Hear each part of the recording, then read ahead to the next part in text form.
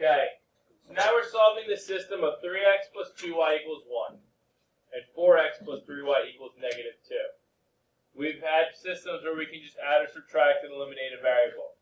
And then we've had systems where none of the coefficients were the same, but we were able to multiply one of the equations to make two similar coefficients or opposite coefficients.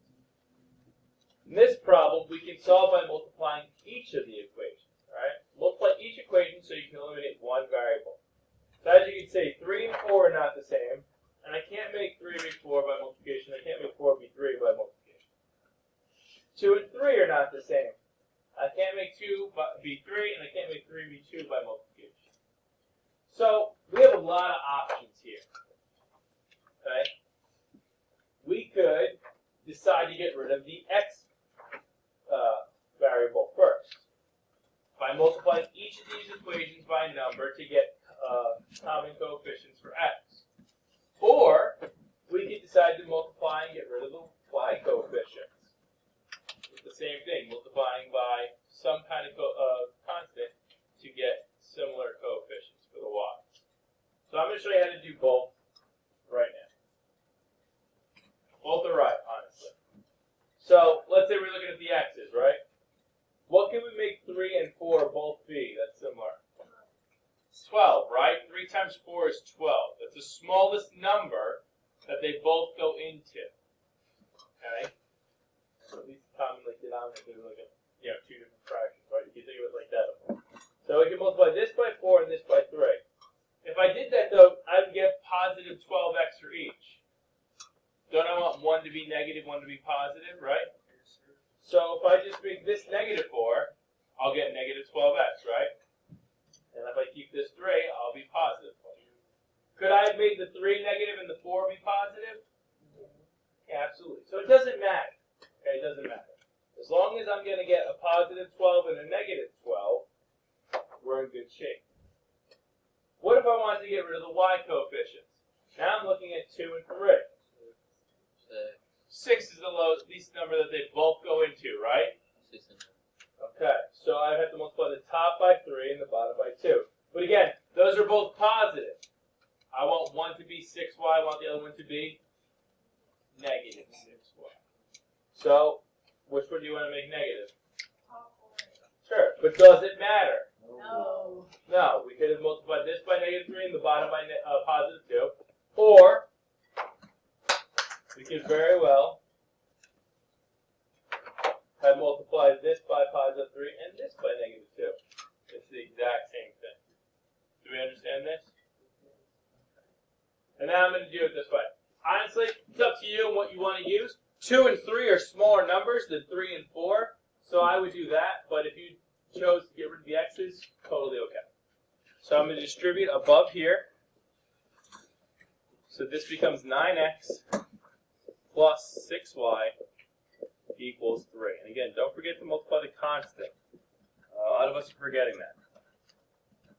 And when I distribute the negative 2 here, again, notice I'm circling the sign and the number and distributing to all three terms.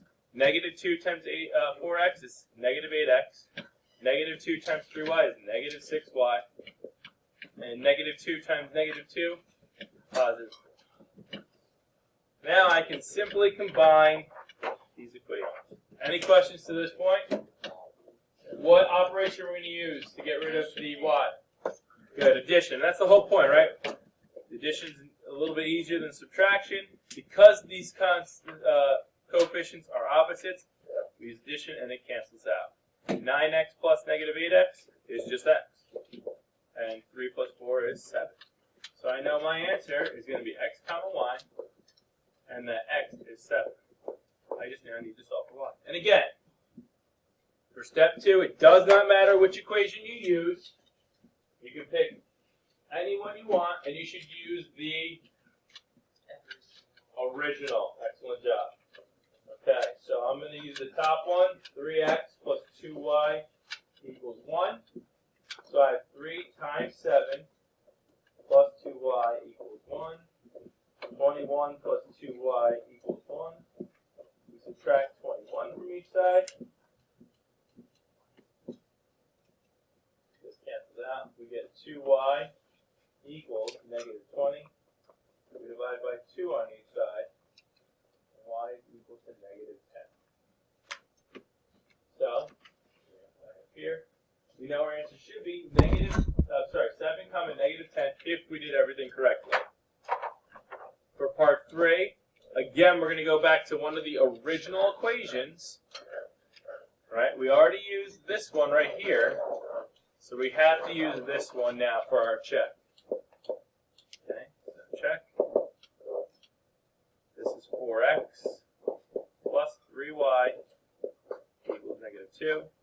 This is 4 times 7, because we substitute 7 in for x, plus 3 times negative 10, as we put in negative 10 for y, equals negative 2. Let's see if it works out. 4 times 7 is 28.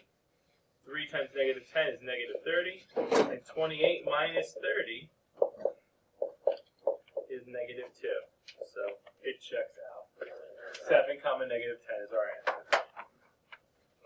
Essentially, this solution method is exactly what you've been doing, only in the very beginning we had to multiply